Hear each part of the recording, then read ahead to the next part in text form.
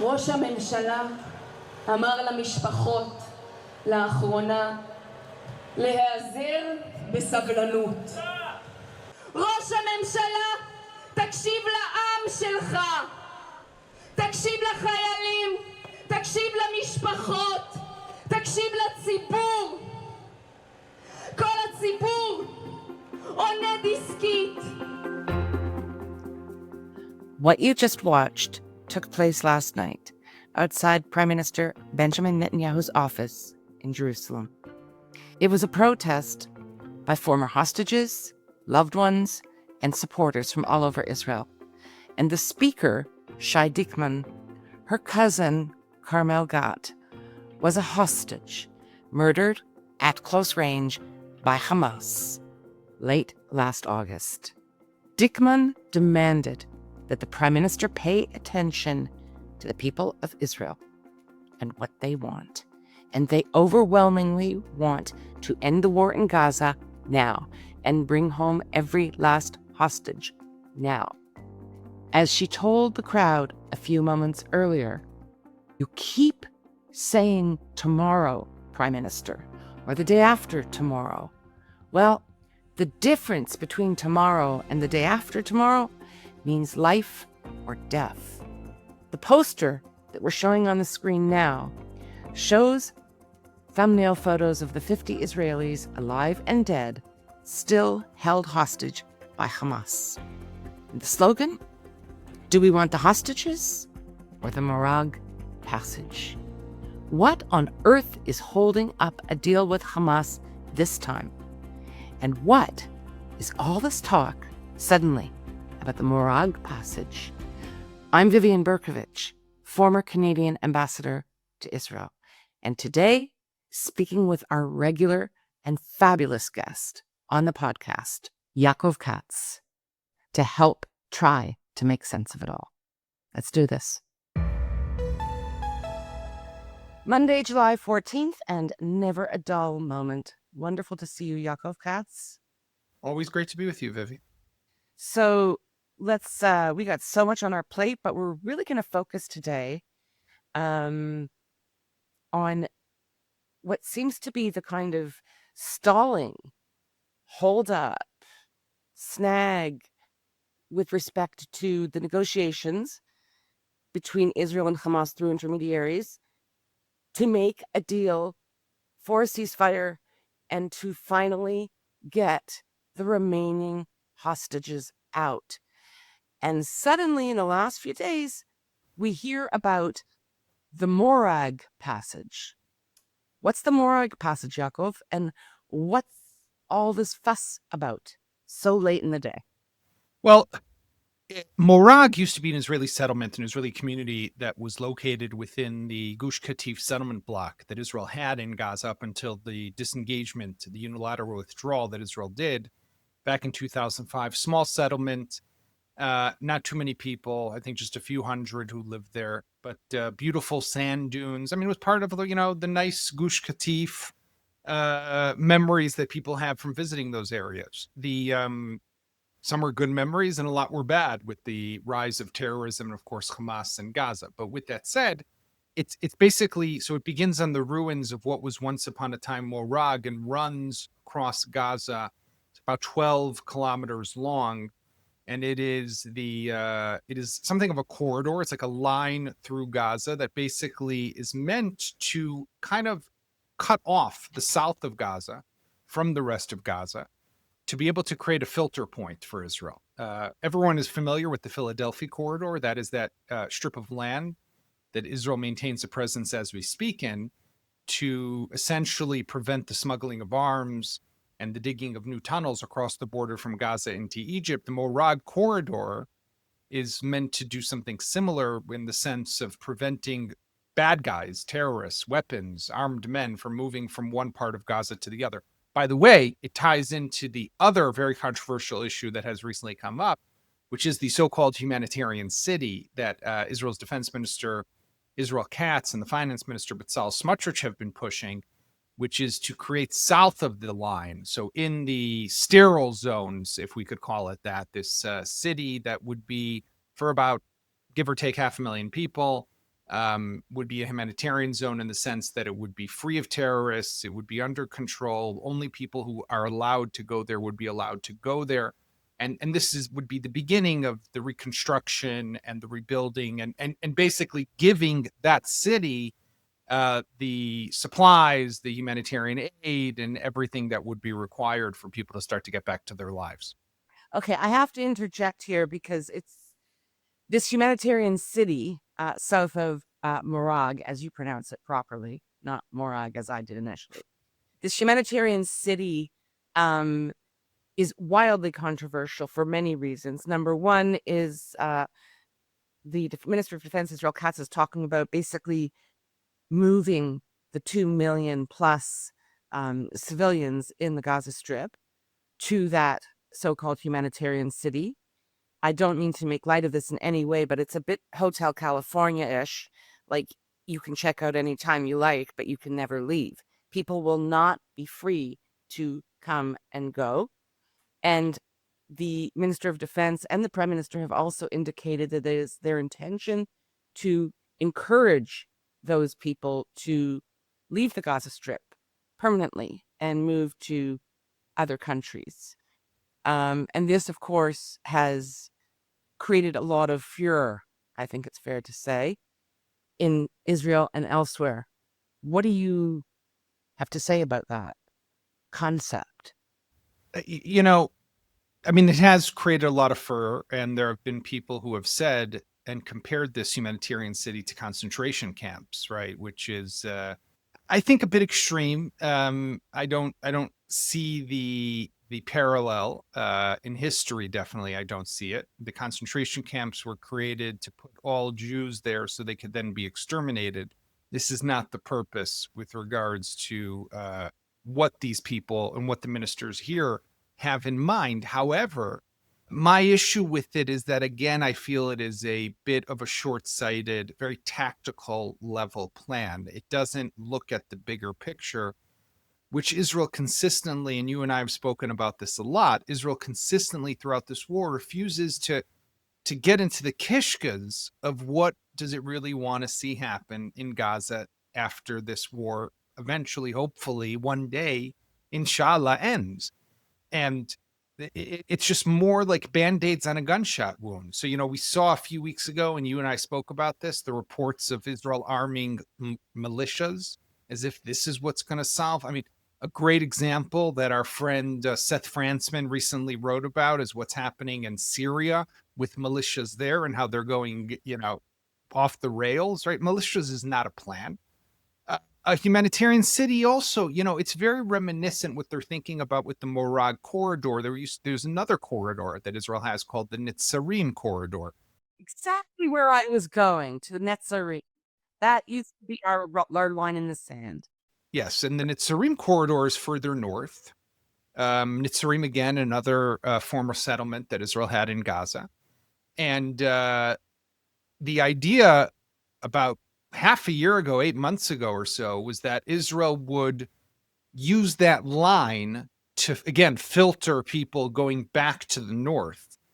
And they said that they would be able to prevent Hamas armed men from returning to the north. In reality, though, it seems that after they let in tens of thousands of people back into the north, among them were thousands and thousands of Hamas armed men. And then what we saw is that Israel had to go back and operate in some of those same exact areas. So it also didn't work then. And maybe it'll work now, maybe it won't. To me, it seems we could talk about how it impacts the negotiations because that's a separate issue. But in the bigger scheme of things, what does Israel want to see happen here? And every time we think about it or we look at it or we hear from our government officials, right, it seems that they don't want to let go of Gaza. Because even this humanitarian city, who's going to run it? Who's going to be in charge of it? Who's going to take care of the sewage and the schools and the hospitals and the medical care and the food and everything? So we want the IDF to deal with that. I mean, what does Israel want here? And that's where we don't get clear answers. We get slogans, what we call in Hebrew sismaot, but we don't get answers. So I want to zoom in. With respect to how this kind of Gordian knot is impacting the negotiations, because it's been quite a heady month. We had the attacks on Iran. That was about 2 weeks. That ended. We had Prime Minister Netanyahu go to Washington, D.C. for a few days of very intensive meetings. And there was a surge of optimism around the possibility, dare I say, likelihood of Israel and Hamas, through their intermediaries, coming to an agreement. Ceasefires. And it seemed so close. And then the prime minister came back, and we start to hear about this kind of impassable breach. And this breach is the Morag corridor, right? Am I missing something? Well, it ties into a bigger issue here, Viv, which is, and this was a big report that came out over the weekend in the New York Times of whether Prime Minister Benjamin Netanyahu has been stalling to end the war because of his political trials, actually legal trials, but political trials and tribulations as well. And the New York Times article, I think, confirmed what a lot of people have long suspected, which is that there were numerous occasions throughout the last almost 2 years that the war could have potentially ended in a deal, or we could have had different ceasefires, maybe would not have led to the end of the war as we know it, but would have definitely put us on a de-escalation path. And Netanyahu and his coalition decided not to take any of those because of what the New York Times at least tried to claim was political expediency. I think that and how do I connect this to the Morag corridor? Because we all remember how back in the day, suddenly the Philadelphia corridor, right, the one we mentioned is down south between Gaza and Egypt, was the cornerstone of our existence for a period of time. We cannot leave it. We have to stay there. And now, once again, one of the real issues in these negotiations that are taking place with the Qataris and the Americans, of course, is what happens to the Israeli presence in Gaza after the ceasefire is reached. So we've all heard about the 60-day framework, the release of 10 living hostages out of the 20 who are believed to hopefully be alive, a release of 18 of the bodies, meaning that 10 living and 12 dead would remain. But if let's say we get those back, what happens to the Israeli military presence in Gaza? Hamas wants everyone out. And Israel is saying, no, we have to stay in certain key areas, including the Morag corridor. So suddenly the Morag corridor has become the cornerstone of our existence. Exactly. And the Morag corridor was not discussed, as I understand it, in Washington. The Morag corridor became the hill for Israel to die on after the prime minister had returned from Washington. Correct? I've seen those reports. I've heard differently as well. So I don't know. I've heard as close as today, before we recorded this, from a senior official, that talks were quite extensive and really went into the nitty-gritty of different issues. I think that we are seeing is that the U.S. and Israel are pretty aligned here on most of these issues. The question will be, of course, if Trump begins to feel, or if Steve Witkoff, his envoy, begins to feel that Israel is playing them. I would presume that we will know because Trump will blow up and not take that quietly and sitting down. So that will be the real test. I mean, Trump is not one to easily accept bullshit. And if he feels like that's what he's being fed, then I think we can expect to see tweets and videos galore. Remember, by the way, one great recent example was when the Iran ceasefire was supposed to go into effect, and he lost it at Israel for what he saw was a crazy retaliation to an Iranian violation of the ceasefire, and used the F-bomb at one point in a public statement about Israel. So I would expect that we would find out if he feels like he's being played as well over this Morag business. Yeah, and I think we're just going to take a moment now and run that clip of President Trump as he dropped the F-bomb. I'm not happy with Iran either, but I'm really unhappy if Israel's going out this morning because of one rocket. We basically have two countries that have been fighting so long and so hard that they don't know what the fuck they're doing. Do you understand that? To wrap, Yaakov, I just want to go back to, you mentioned the New York Times expose, really. It was many, many words. I don't know how many, but yes, I read it quite hungrily, as did many. And clearly, as did key people in the Prime Minister's office, because I think it was about 2 minutes after Shabbat ended, the New York Times, of course, published this piece on Friday, and I'm advised by people who watch this carefully that the Prime Minister's office inadvertently, in breach of state protocol, issued a response during Shabbat that was then deleted. I haven't verified that, but what we do know is that 2 minutes after Shabbat ended, the Prime Minister's office put out a lengthy statement, basically saying that none of it was true. And, Prime Minister Netanyahu and his team have dedicated every fiber of their being to securing the release of the hostages and ensuring that Hamas, to summarize, is not ever in a position again to threaten Israel. It was not the first time that the Prime Minister's office has opined on the quality of media coverage, both within Israel and outside. I thought the statement was extraordinary, and not just because of the fact that it was issued, but the timing. Because it came out right after Shabbat. The whole country had just kind of become optimistic, allowed itself to believe that we're at the end. And it just started to unravel as soon as he came home from DC, and on Thursday and on Friday. And we went into Shabbat with this very deep sense of foreboding. And we saw it play out in the support rallies for the hostages and the families on Saturday night throughout the country. Some very dire comments from these devastated families who have been living in this agony. The mothers of 3 IDF soldiers who remain in captivity, saying that if we do not do this now, negotiate a ceasefire and a release, we will destroy the soul of this nation. And then today, you and I wake up to see a poll that was actually published last night by Channel 12 saying that 75%, it's going up, 75% of Israelis want the war to end now, want a final ceasefire and for all hostages to be repatriated now. They don't want these stages. They don't want these partial releases.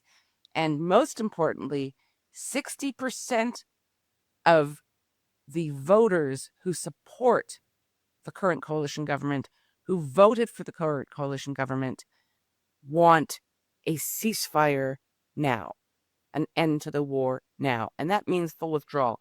And people here understand that.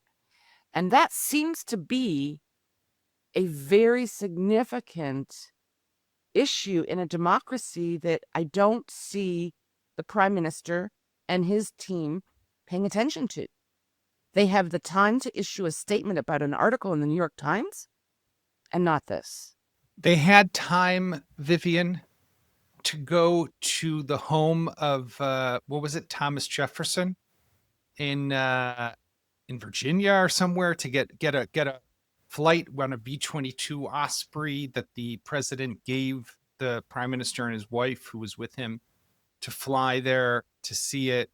That was their activity, I think, on Thursday, as opposed to flying back to Israel to immediately grab the reins and oversee the negotiations. I'm not against the prime minister taking a few moments of private time to do something, but it does raise some questions like what you were asking. And unfortunately, I think that, you know what the real sad part is, if I think about it for a moment? It's how has, and I was thinking about this yesterday, because, hey, what do we think about in our free time? How is it possible that the lives of hostages who were taken from music festivals or homes or their military positions along the border, how is it possible that their fate Their survival has become something political in this country. And that's I- what's really, truly sad, is like something that is just so clear about saving lives has become an issue of whether if you support Netanyahu, then you might not be in favor of a hostage deal. And if you don't support Netanyahu, then you are in favor of a hostage deal. Who gives a shit about Netanyahu? It's about saving these people's lives. And the fact that it even comes up into a political discussion is itself so ridiculous and really shows, I think, how lost we are to an extent as a people with this government in trying to divert attention away from their own mistakes and failures that led to these people being taken hostage, and not being able to really talk about the substance, which is, okay, what should we do right now? Right now, there are people waiting for us over there. Bring them home. That's it. And this is something that, in particular, the hostages that were released during the ceasefire in the winter, all of those who have come home since then, every single one of them that has spoken publicly, Yes. quite a few, every single one of them has just been flabbergasted that they returned to the environment you just described, where there's repatriation, we're saving them, leave no one behind. Again, the foundational ethos of this country is actually politicized, is considered to be a subject meriting discussion of any sort or weighing. And I will close on one positive note. I think it's positive that 75% of the country seem to agree with us on that. Yes. And that's good. The fact that the coalition government feels that it knows better and refuses to pay attention to public opinion, which is pretty well informed in this country, is not a good thing. By the way, I mean, that also is, it's a result of, I think, people do care, which is what's really the core. But it's also that this government, and we spoke about this in the beginning of the conversation, has not really articulated a plan for Gaza. So in the end of the day, how many times can you fool the public by saying, no, we have to go back again to Jabalia. We have to go back again to Khan Yunis, again to Beit Hanun. We've been there 5, 6, 7 times. Another time is what's gonna win the war. People get it, that there's something off. And it's not, whether it's Netanyahu delaying, whether it's just bad management, but whatever it is, it's not going to change now. Now is not what's going to defeat Hamas. We should have, if we were going to, it would have been, I think we have already, separate issue, but now is definitely the time to make that deal, bring the people home, give them back their lives and freedom, give the people closure whose loved ones are buried there and can be brought to a Kever Yisrael, to a Jewish coffin, and let this country heal. That's what's needed. Yaakov, thank you for being available on such short notice. As always, wonderful to Always a pleasure. opportunity to discuss these really important issues with you. Thanks. Thank you. We love hearing from you, so please comment on our website, stateoftelaviv.com, or send us a note to hello@stateoftelaviv.com. On behalf of the State of Tel Aviv core team, Yon Zabo, our creative, graphic, visual, and marketing man, Amir White, producer and editor extraordinaire, sound guy, who is also impressively patient with me and my boomer tech deficiencies, and our social media manager, who pitches in on everything, Maya Naftalin. Thanks to the team. Thanks to you for being here. We'll be back soon.